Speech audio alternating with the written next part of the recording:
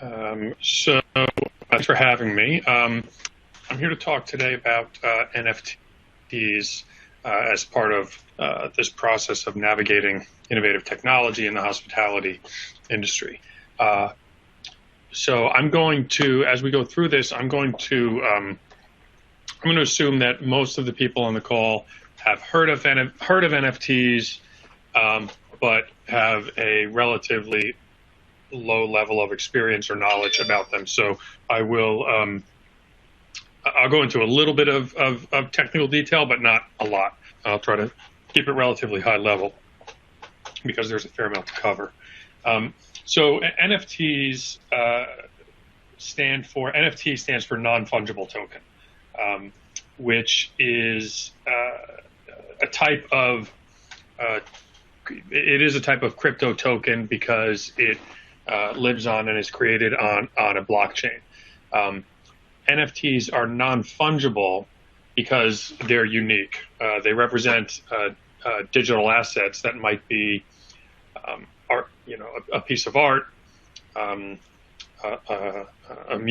song or musical composition, some other digital asset like a book or something like that. But it also can represent assets consisting of things like access to events or ownership of particular non-digital or real world or physical assets. There's a distinction between a non-fungible token and fungible tokens. Things like Bitcoin and Ethereum, which are cryptocurrencies, are also tokens, but they're considered fungible tokens, just in the same way that money is fungible. Any one token is interchangeable with any other fungible token. Whereas non-fungible tokens, NFTs, are not interchangeable with each other because each one is unique by the process of it being recorded on the blockchain. Very quickly about blockchain. Blockchain is a type of technology consisting of protocols representing different blockchains. What's unique about a blockchain as opposed to the way we traditionally think about the internet is that blockchains are essentially decentralized. It's a type of technology consisting of what's called a distributed ledger, or DLT, distributed ledger technology. The way things are recorded on a blockchain, rather than just being recorded on a particular central server or computer where a record is kept, a blockchain consists of a series of nodes, each node being a machine or computer that are geographically distributed and physically exist all around the country or the world. In order for something to be recorded on the blockchain, all of those nodes have to agree that the transaction or record being made on the blockchain is accurate and valid. They do that through what's called a consensus mechanism, which typically consists of something called proof of work. For example, on Bitcoin, or more recently, there's a new consensus mechanism that's being used more and more called proof of stake, which uses less resources, like less electricity than proof of work. The distinction being in proof of work, the nodes have to solve a problem or an equation. It takes up a lot of computing power. Once they do that and all agree, the transaction or record is recorded in a block on the blockchain, and then once that block is finalized, a new block is put in front of that block, that finalized block on the blockchain, and everything on the finalized block then becomes immutable and can never be changed. That's another difference between blockchain and a typical or a more traditional computer network. That's part of what makes these non-fungible tokens unique, because once they're finalized and minted on the blockchain, they are immutable and basically exist on that blockchain forever. And because it's been recorded on that block, it essentially, is done. It can't be changed later on, or modified or altered. There are various types of NFTs. The most common or most popular, really, that you may have heard of are what are called PFP NFTs, which is essentially the type of NFT that consists of an image that someone might use as a profile picture, like on their Twitter account or something like that. You might have heard of the Bored Ape Yacht Club NFTs or the CryptoPunks. Those are some of the most well-known and most valuable PFP type NFTs. But there are also utility NFTs, which are what's particularly interesting for purposes of this discussion. And utility NFTs are NFTs or tokens that carry with them certain utility rights or the ability to do or accomplish something. So it might have to do with, consisting of an avatar that gets used in a online gaming platform. Or it might give the holder access to an event. It could function as a ticket to an event, or it could have other utility that has to do with participating in future NFT issuances or having membership in a particular type of club, which you could envision being the case for things like a frequent flyer program or membership in a timeshare-like endeavor. Those are the types of applications that I think we may end up seeing in the future in the NFT space in this industry. There are also token NFTs that can consist of securities, which is something we're going to talk about in more detail shortly, and also governance tokens, which are NFTs or tokens that basically represent a voting right in a.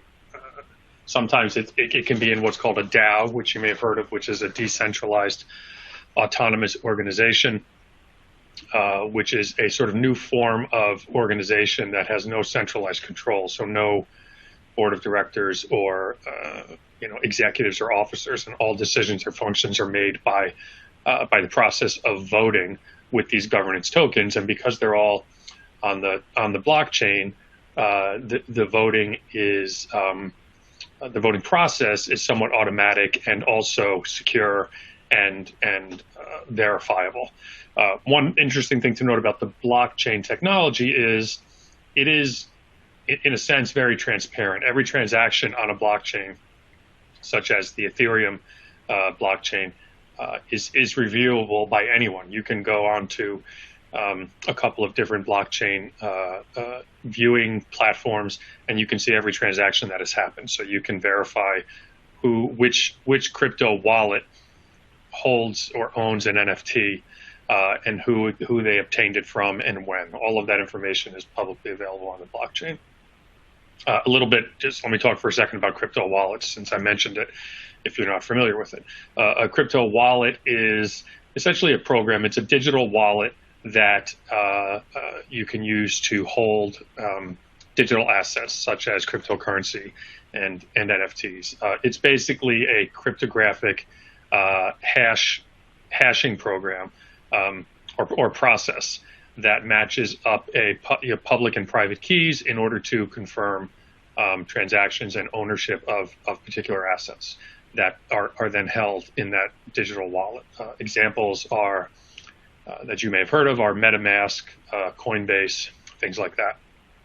So you can see on the left side of the screen here, one of the things that we did here at Foley early on last year when we organized an NFT task force consisting of lawyers such as myself and Eric, who you just heard from different practice areas of our firm, to work on and help our clients in the industry with matters that come up with this emerging technology. So we created a Foley and Lardner NFT consisting of our logo. It has an animation to it, which you can't see here.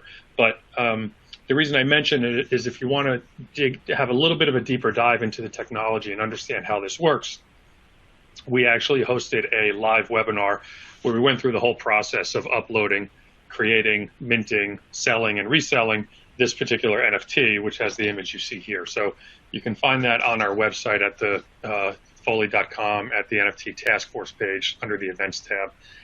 So you can hear me and Eric and some of my other colleagues go through the process and talk about the legal issues that specifically come up at each step of the process. So quickly, I want to talk a little bit about why NFTs have become such a big deal, and why we're talking about them today as something that could be relevant to this industry. So NFTs do have an interesting feature that has been very disruptive in the creator economy, meaning artists and musicians and anyone who is involved in the business of the creative arts or creating anything of substance, really. And what's one of the most disruptive features of it is that the NFTs can be issued with a built-in resale royalty. So every NFT is built on what's called a smart contract. The smart contract is essentially a computer program that is deployed on the blockchain, and it's what allows these NFTs to be transferred to each other, between people. And most of the time, NFTs will include, the smart contract will include provisions for what's called a resale royalty. And what that means is that if I create a digital work of art, let's say, and I want to mint it into an NFT and sell it to someone, not only do I get whatever they pay me for that NFT, but in the future, if that person sells that NFT to someone else, a percentage of the resale will automatically be distributed back to my crypto wallet as the creator. And that will basically go on forever, anytime that NFT is resold. So for a creator's perspective, it's a pretty significant development, because if you think about a painter, for example, making a physical work of art, when that painter sells that painting to a collector, that artist doesn't directly participate in any appreciation and value of that painting. So if the collector buys it for $1,000, a couple of years later, the artist is more well known and more famous, and that collector sells it for $10,000. The creator is not getting any part of that $10,000. But with NFTs, the creator would automatically get a portion of that secondary sale. Typically, it's 10%. So in that case, the creator would get another $1,000. And every time that work of art is resold, that secondary royalty will happen again. So there's also an area in this space called the metaverse that you may have heard of, where NFTs are becoming important, and it's basically a virtual. The metaverse. There are various different metaverse platforms. Each of them is kind of a virtual reality world where people can go and interact with each other in digital environments, sometimes using like Oculus or virtual reality goggles, and sometimes just on a computer screen. But it is a growing area, and there's a lot going on there in the gaming space. But a lot of companies are buying, quote, digital land in these metaverses and using them to set up digital versions of their brands. So last summer, Coca-Cola minted a virtual, puffer jacket as an NFT, which they listed for $2.4 million. And it's a jacket that the owner could wear on their avatar in a metaverse called Decentraland. So there are other examples like that. We helped the Utah Jazz launch an NFT project, which had not only digital art for the Jazz, but it also entitled the holders to take a virtual reality tour of the Jazz locker room, guided by the team's owner. So there are aspects like that. That's an example of a utility feature of an NFT. The market really took off early last year when the artist Beeple sold a single NFT for $69 million. Another example was a musician, an electronic, an EDM artist, a DJ and crypto enthusiast called Blau, sold a collection of 33 NFTs for close to $12 million in a matter of minutes. So there were some high profile, high value transactions going on in this space that drew a lot of attention to it. Another example is the founder of Twitter, Jack Dorsey, he minted his very first tweet from March 21st, 2006. It was the first tweet on Twitter, and he minted a digital image version of that and sold it for $2.9 million. Now, as you may have heard and be aware, the crypto market, as with the general market right now, is in bear territory, and that has affected the market for NFTs as well. But when you think about some of the utility aspects of things that I just mentioned, like being able to go into the jazz locker room, or having an NFT be your membership card for entrance into a particular resort or program, you can see that this is a technology that, regardless of the value of crypto, is going to be around for a while and influence the way that we interact in the world. So I would like to. So let's talk a little bit about some of the legal issues. If you are going to get into an NFT project, it's important to make sure that just like with any startup, it's important to make sure that you have your corporate documentation lined up. If you're already a brand and you're doing it under your existing company, that's fine. But if you're starting up a new project and getting designers and developers and project coders involved, it's important to have your entity set up at the beginning, so that you can have your standard limited liability if things go wrong, and also have an entity that can enter into contracts, and if the project is successful early on, a way to an entity to deal with the tax issues. I want to talk first about the securities laws issues that come up in many of these NFT projects. So these tokens, fungible tokens, cryptocurrencies, over in the mid to late 2010s, there were a lot of what were called initial coin offerings, and new cryptocurrencies were launched. The SEC got involved with those, and several of them were found to have violated securities laws by not registering, because they turned out to be securities. With NFTs, we are still in a little bit of a gray area where the SEC has not specifically issued guidance about NFTs in particular. They have issued guidance about digital assets generally that give us a framework to review for purposes of determining whether a particular NFT is a security. And the framework for that is based on the Supreme Court's Howey test, from a case, from the Howey case. I don't remember the other parties to it, but the Howey test basically says that an item, and it's a test for determining whether something is an investment contract, and an investment contract under securities laws counts as a security.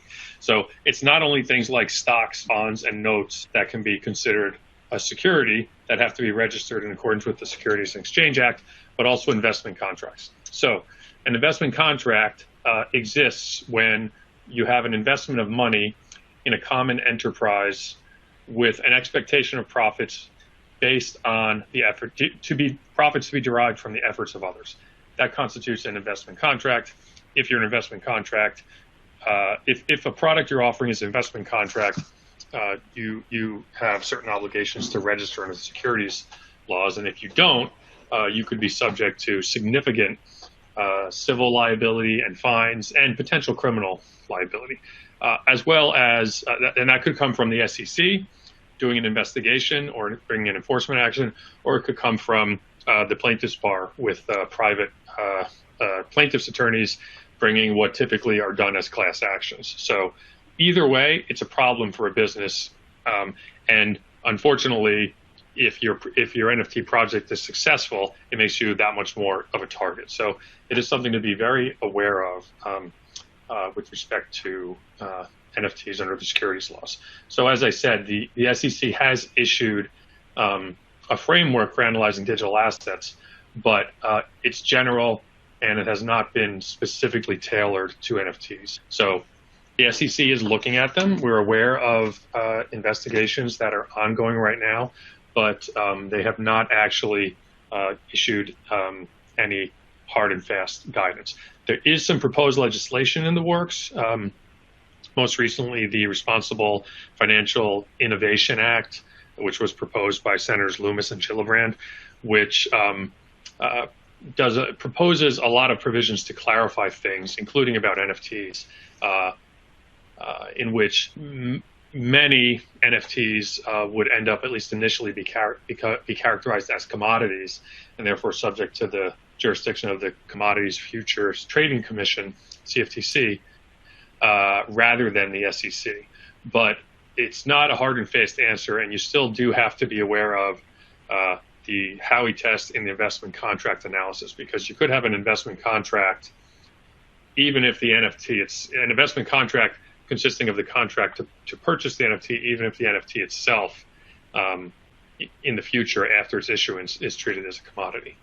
So we do need to keep those things in mind as we go through these projects. And if you think about it, in the hospitality space, we've heard of instances and consulted, and also there are public instances, stories about groups of people or organizations, sometimes a DAO, which I mentioned before, is a decentralized autonomous organization, looking to buy property or establish a retreat or something like that, and sell memberships or ownership parcels in the form of NFTs, so that the utility of that NFT might be, for example, if you own the NFT, you have the right to come and stay at the retreat, or the exclusive right to make reservations at a particular hotel, and that right is transferable by you by selling the NFT, which you could do for whatever price the market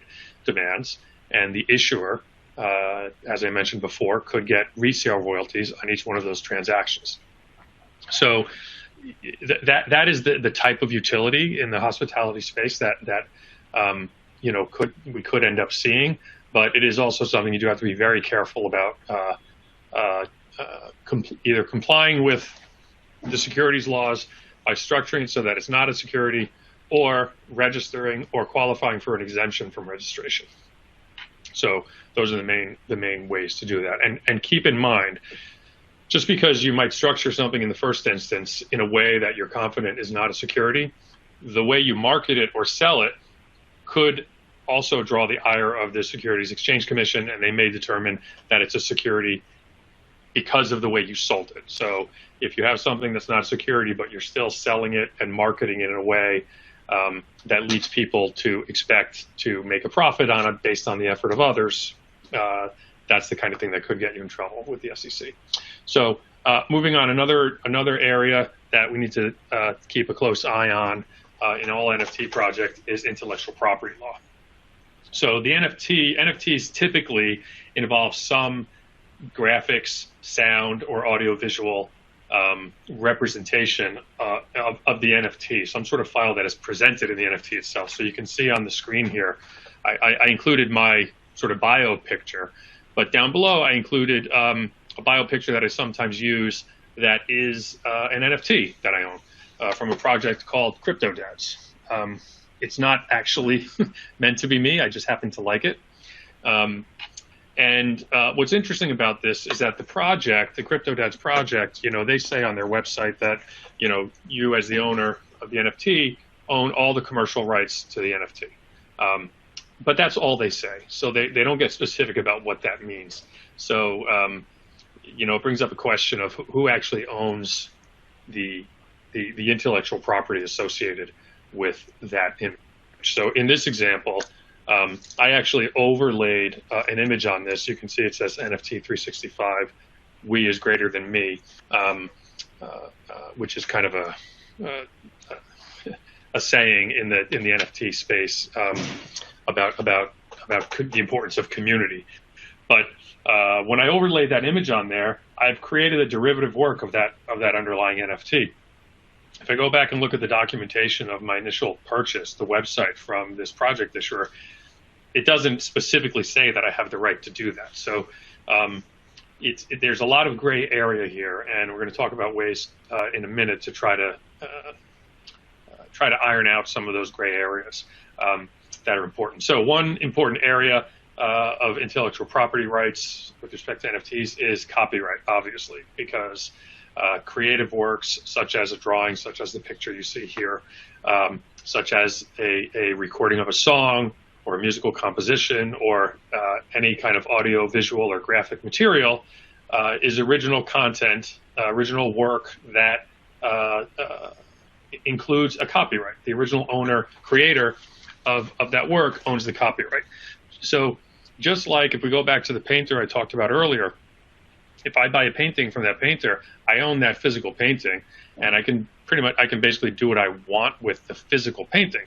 But unless I've specifically in writing purchased the underlying copyright to that image, the original artist retains that copyright. So while I may own the painting, I don't necessarily have the right to use it in a film, for example, a movie, or to use it as in connection with my business, or to turn it into my logo or my trademark.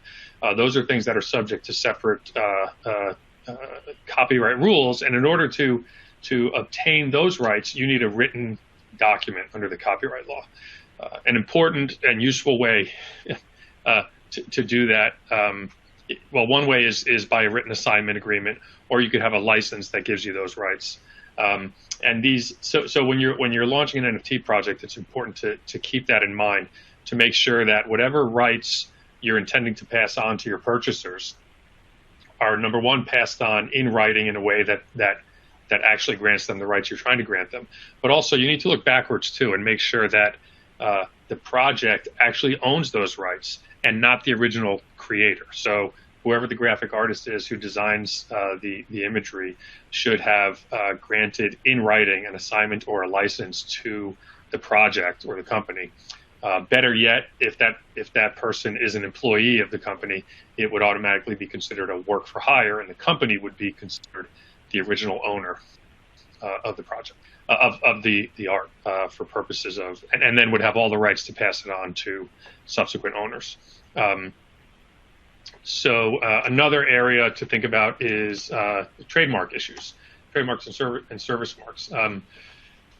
You do have to be careful about and clear about what rights, trademark type rights, you're granting to a purchaser of a project. So sometimes you may say to the project owner, okay, you own the art in the NFT, or you can use it to make merchandise or commercial items, but that doesn't necessarily carry with it the right to use the trademark of the project. So an example of that is the Bored Ape Yacht Club that I mentioned earlier.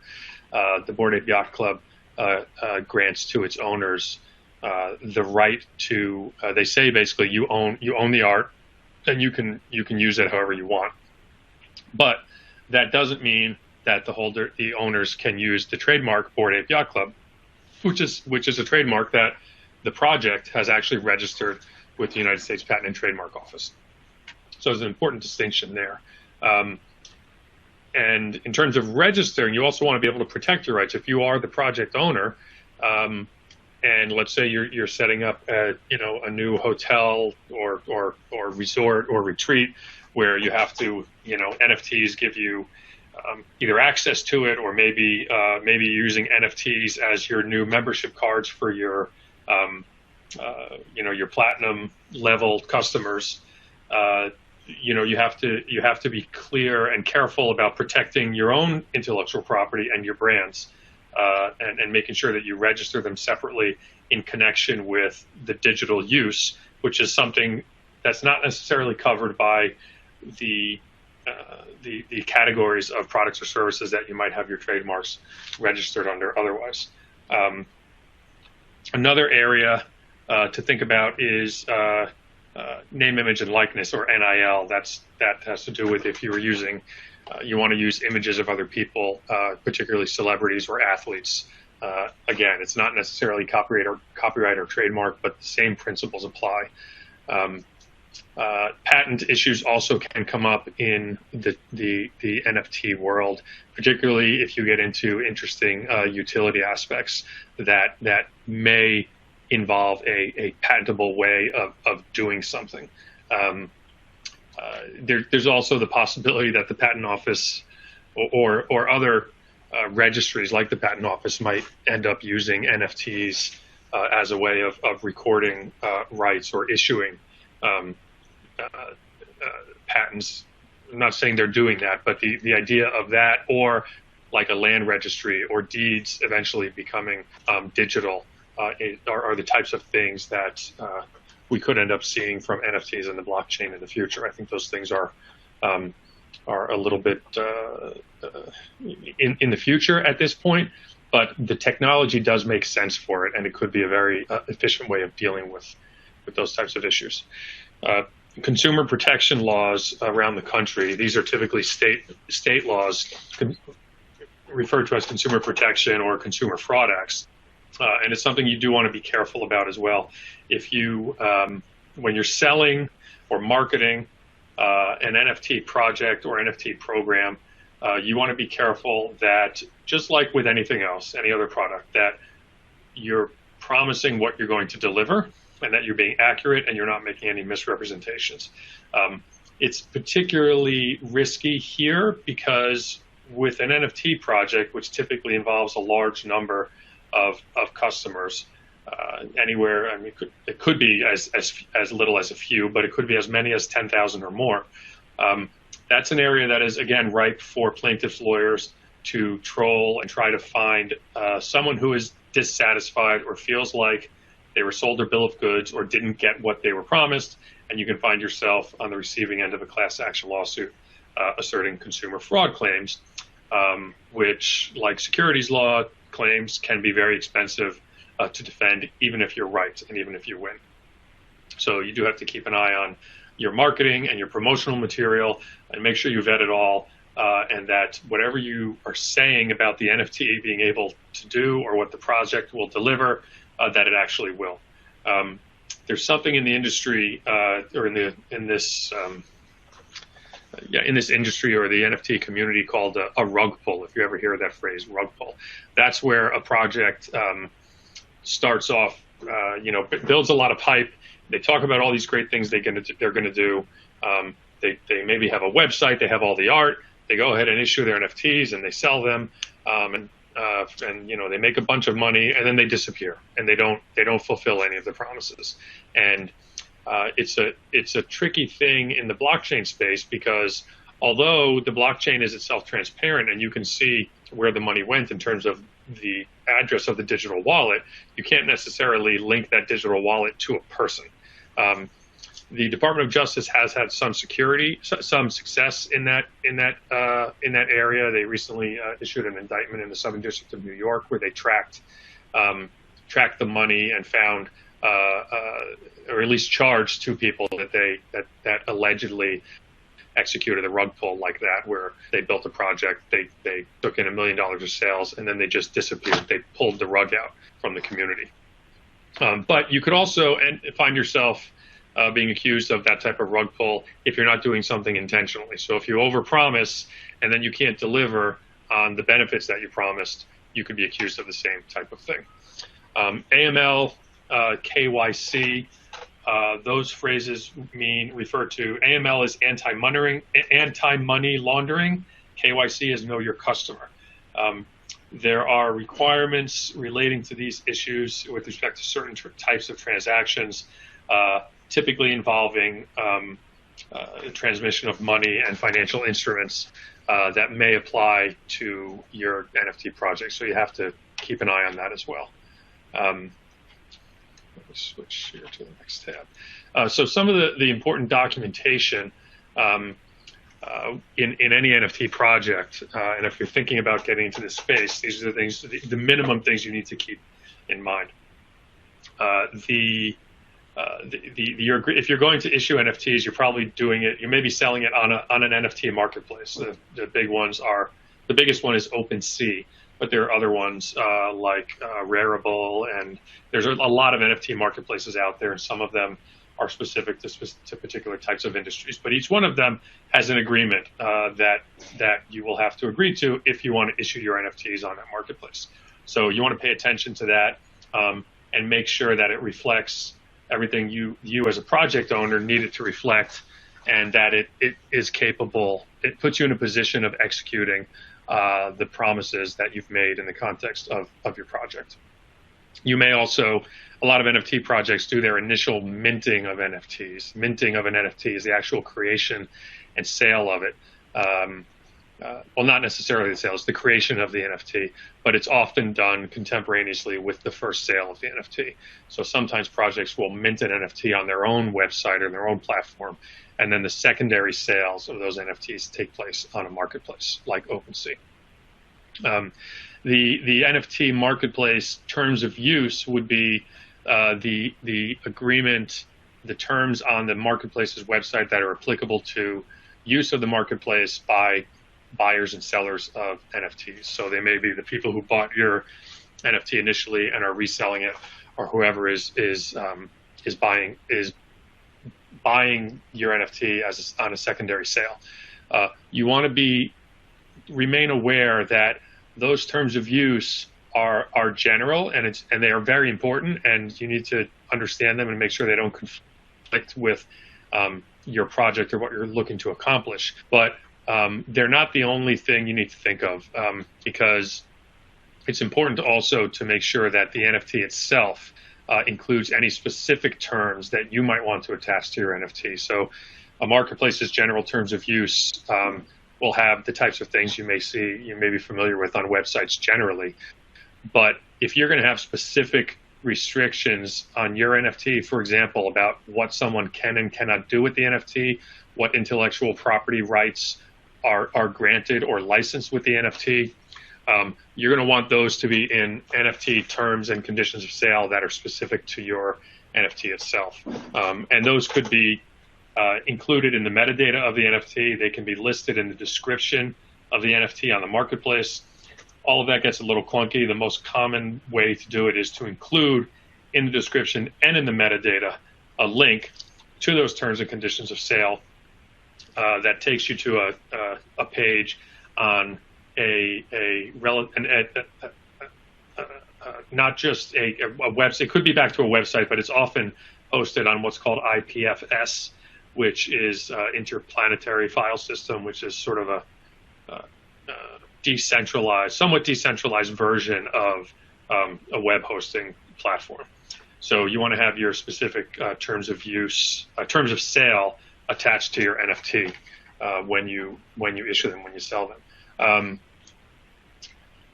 So we talked about the rights that you're getting with the NFT. Let's talk about an example with respect to these documents. I'm going to go back again to the Bored Ape Yacht Club example. So the smart contract underlying the Bored Ape Yacht Club NFTs is basically a little more than 2,000 lines of code, computer code, basically. It's not something you could decipher yourself. It needs to be decompiled into human readable form, and then in order to actually understand what it means, you would have to be or retain a code auditor, someone who understands the programming language that the smart contract is written in order to actually confirm what that smart contract says and what it will do. So you need to make sure that your smart contract is professionally written and created in a way that corresponds to what you have promised to people, to humans, in the English language, because if otherwise, that's where your liabilities will come up. But even more so, when you look at that smart contract in the Bored Ape Yacht Club example, with 2,000 lines of code, they don't talk about the intellectual property or who owns what. So another reason why it's important to have the separate terms of use and conditions of sale that cover that and make all of that stuff very clear. Another example of something you want to think, another reason why it's important to have all this documentation done up front is because these NFTs are going to be around for a while and they're going to change hands. So another famous NFT project is CryptoPunks. This was a project that was launched in 2017 as a collection of 10,000 PFP images, little JPEGs of sort of pixelated heads or faces. Actually, initially they were given away for free, and last year there were transactions where these CryptoPunk NFTs were sold for hundreds of thousands and millions of dollars. So launched in 2017, and then in May 2019, someone claiming to be or purporting to be one of the founders of the project made a post on the project's Discord channel. I'll get back to what Discord. Well, Discord is it's kind of a message board, social media type platform that most NFTs use. So it's invite only, and your people who are part of your community can come into that Discord channel and chat or talk about things in different channels. But in this case, someone in the CryptoPunks world posted in the Discord channel that CryptoPunks had decided to adopt a standard NFT license agreement to clear up any confusion about what rights did and didn't go with the CryptoPunks. And it's great that they wanted to clear up the confusion, but the problem there is, how can you create a license 2 years after the fact and claim that it's binding on people who purchased something from you 2 years ago? It's a problem, and it's something that will result in a lot of uncertainty and probably confusion. So you can avoid those types of things by making sure your documentation is clear up front. It's a lot of these NFT projects, they start out with someone with a good idea and some cool art, and they hit the ground running. And this was more so. I think we'll see a little bit less of this now that we're in the midst of a market correction. But when the crypto market was very hot over the last year, everyone was rushing to get these projects out very quickly because they just wanted to build it and sell it and get the money, and figured we'll clean up all the details afterwards, because then we'll have a bunch of money from the sale that we can use to pay lawyers and do things like that. It's a problem for all the reasons we've talked about. It's important to get this stuff documented up front. Another problem with doing that, going back to the securities issue for a moment, if you're something that will weigh in favor of your project being considered a security, particularly if you're in the universe of trying to tie to a utility that has to do with real estate or the use of facilities or things like that, which may be the case in the hospitality world.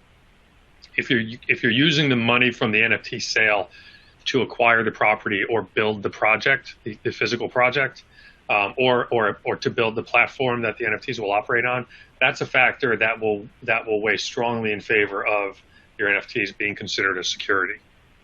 So it's a much better from a securities analysis perspective if you've already built the program or the platform and are selling the NFTs just as a way for people to get into it.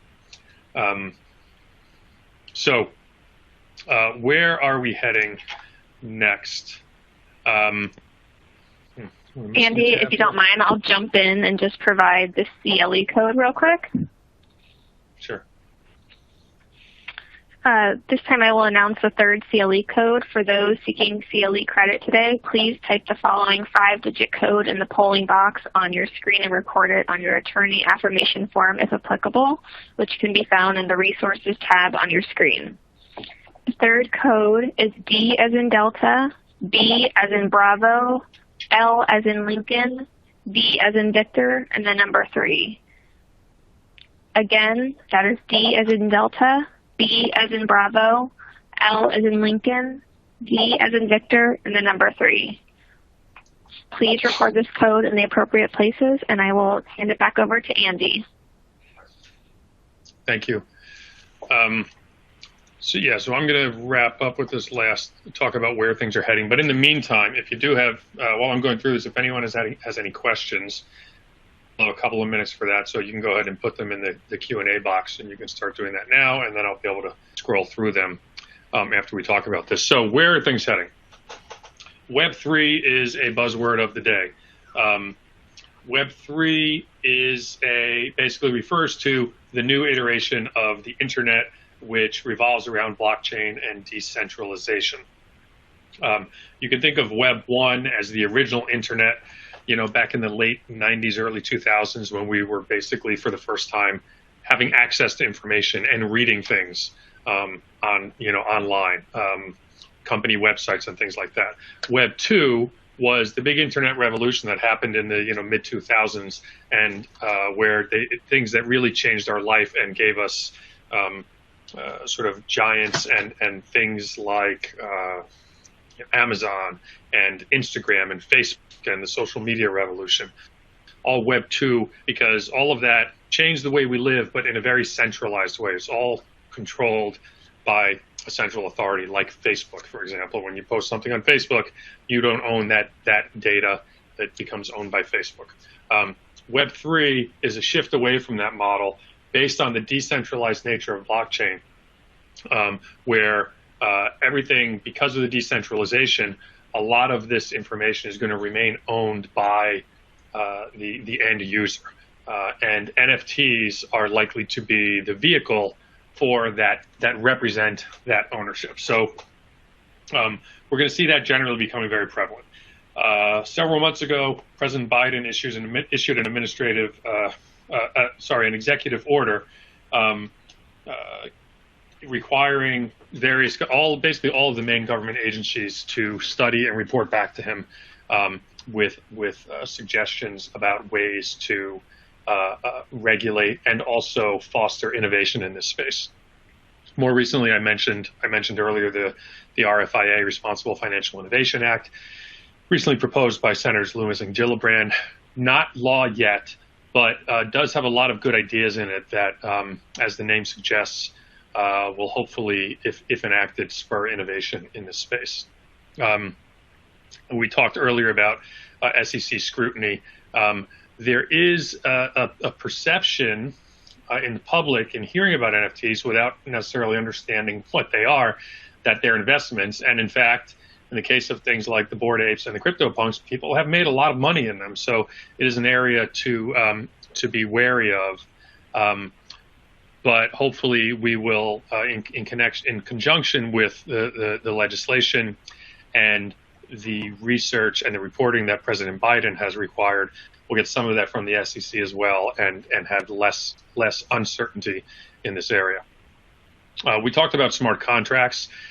Important to know that smart contracts, as I said, are computer programs. They're not legal contracts. However, this technology could evolve into things that come closer to actual legal contracts that do more than simply execute a transaction. So think about a bare bones smart contract in the Web3 sense would be kind of like swiping your credit card at the store. It's executing a transaction. There are things that are happening there, right, in the technology and the communication, but it's really just executing a transaction. Typical smart contracts do just that, but they do it on their own, which is what's unique about them. They go out in the world and they execute, not the world, but on the blockchain, and they execute based on what the code requires. That's how these the resale royalties on secondary sales get paid back to the original creators. In that secondary sale, no one needs to acknowledge it or say it or tell that 10% where to go. It just happens automatically. Smart legal contracts could end up being something where this technology evolves to become more sophisticated, perhaps even involving artificial intelligence type components. The crypto bubble, right? So we're in a bear market generally. Crypto values, Bitcoin and Ethereum, have gone down dramatically by 80% or more in the last month or two. It's something that has happened before in the crypto space, but there's so much more attention and so much more activity here that I think we're likely to see a bunch of litigation and other legislation that will help shape the NFT landscape. I will say that despite the decline in the market, there is a lot of investor, venture capital and private equity interest in this space, and a lot of money has poured into it over the last year. And even with crypto value being down, it may be the type of thing that venture capitalists and private equity firms see as an opportunity, because it means the valuation of these projects will be lower. The point being, with that capital being deployed to the innovators, the innovators, the project owners, the startups, if you will, are going to have a lot of incentive and a lot of capacity and capability to create new and interesting technology. And I do believe we're going to see a whole new iteration, sort of a revolution of how the internet works and how we think about it that will come out of that. And finally, of course, there are a lot of gray areas here. That this technology is new in ways that our existing legal concepts don't necessarily contemplate. So the law is going to evolve. We're going to see that through legislation and through court cases, and we have to really keep an eye on it to make sure that that as we go through with these things, that our projects comply with all the most recent developments. We could talk about some examples of these lawsuits. One that's still working its way through the courts has to do with the NBA's Top Shots NFT program. It's a lawsuit against Dapper Labs, which is the company that basically produced the NBA Top Shots. They're accused of being a security by a class action plaintiffs group, and they're seeking damages and rescission of those contracts because the project was not registered with the SEC.